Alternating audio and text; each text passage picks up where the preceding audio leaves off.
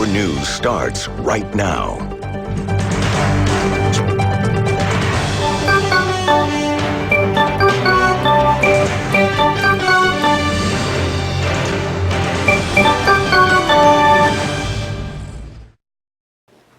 We sent Elizabeth out into the northern Siberia and Russia to tell us about the snowy owls that migrate around the Arctic regions. These wonderful creatures have recently migrated right here into the Pacific Northwest. Now here's Elizabeth to tell us more. Thanks, Dana. I'm having a great time here in Novosibirsk.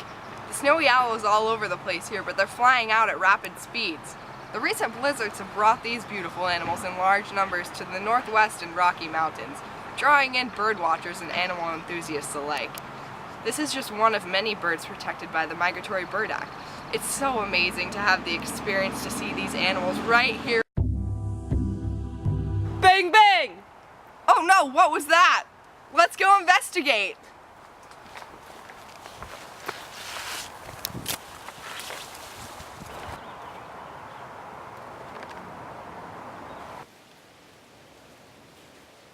Эй, Василий, что, как дела? Хорошо.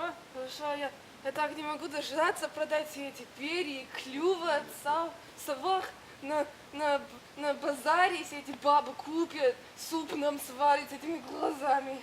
Да, ну я боюсь, Василий, а если нас US Fish and Wildlife Service или Environmental Protection Agency нас поймают, я не хочу, чтобы нас поймали.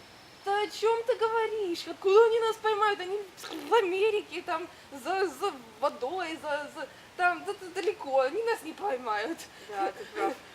Эти совы прикольные, когда они мертвые. Пойдем.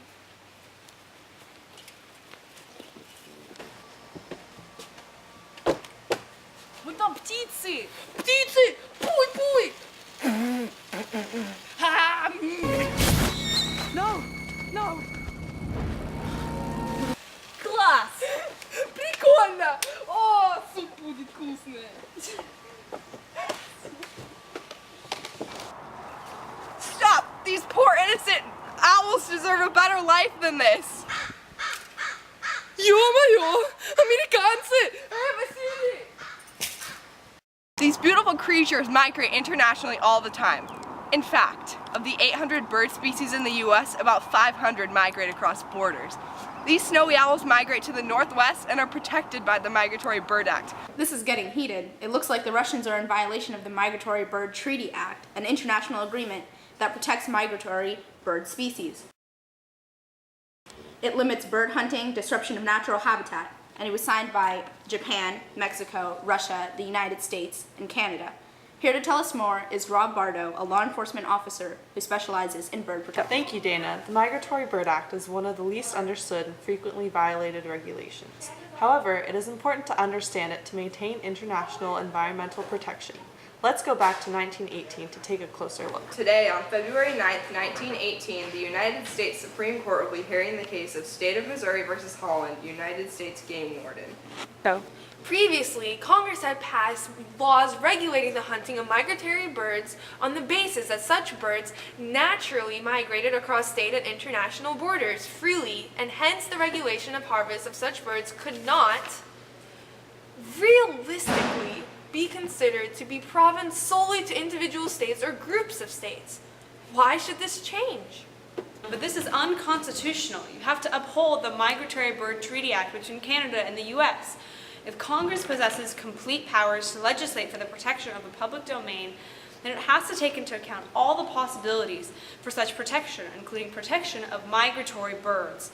These natural guardians against hostile insects, which, if not held in check, could result in the inevitable destruction of both prairie and forest. You're right. We have to protect these wonderful birds. As you can see, Lewis Marshall has persuaded the court that it is the responsibility of the federal government to protect and conserve the environment. This has not changed. The US needs to do something. Schedule a meeting with a Russian diplomat. It looks like we're getting some calls in. Let's hear what the public has to say. Hello, my name is Shauna Cantrell, and I am the Executive Director of Audubon Society of Seattle. I just want to inform the public that the birds are important to society. Each bird has its own niche that is essential to the environment. They get rid of pests and help preserve ecosystems. Plus, they're a great way to attract tourists for bird watching and anything else that people might want to do with birds. All these reasons show why it is illegal to hurt these wonderful birds under the Migratory Bird Act. Hey there, ma'am. My name is Derek McFarrell, and I've been a hunter. My daddy's been a hunter. My granddaddy's been a hunter for generations. And these birds here that fly around have been, a staple of our food and whatnot. So it's really difficult for me to get a job if there's so many government regulations. Who says that the government can take away American jobs? Hello, fellow Earth lovers. My name is Jenny Weaver, and I am the Executive Director of Earth Justice. We have had some similar problems with people not complying with the Migratory Bird Act. In fact, we sued the Navy for attempting to commit tests in the waters that did not comply with the Migratory Bird Act. Well, sometimes it impacts us common people as well. I was going to build myself a nice house on this new building site over here, but then we found out that there were a couple of snowy owls nesting in this area, and now we can't build there anymore. These snowy owls suck. Well, we've heard a lot of arguments from different people. Let's talk to the Russian government and an American representative to see what we can come up with. I think it is important for us two countries to come to an agreement. These snowy owls are beautiful creatures. This behavior cannot be tolerated. I agree. This is something we need to take care of. What do you think we can come up with as a solution? Well, there are several possible solutions. Let us hear them. One thing we could do is encourage more sustainable bird hunting. That is excellent idea. How would we do that? Well, destruction of habitat, disruption of the food chain, and excessive hunting all deplete these wonderful birds. Perhaps if we manage all of these, we can help maintain the population of the birds. This is a good idea, but I have better one. What's that?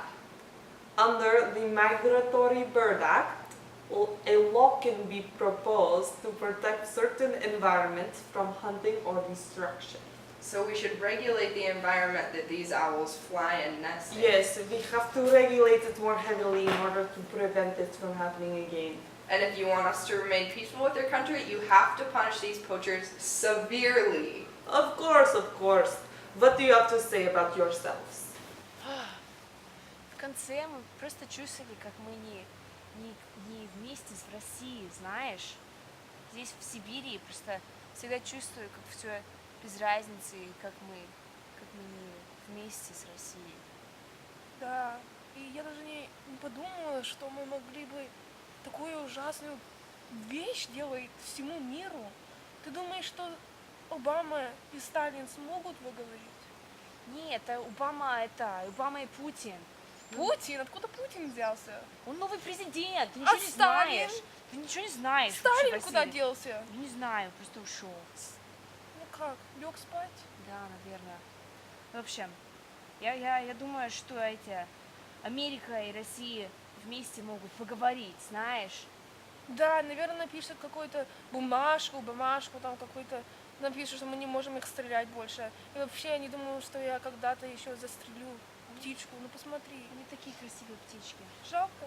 Птичку жалко. Птичку очень жалко. Спят.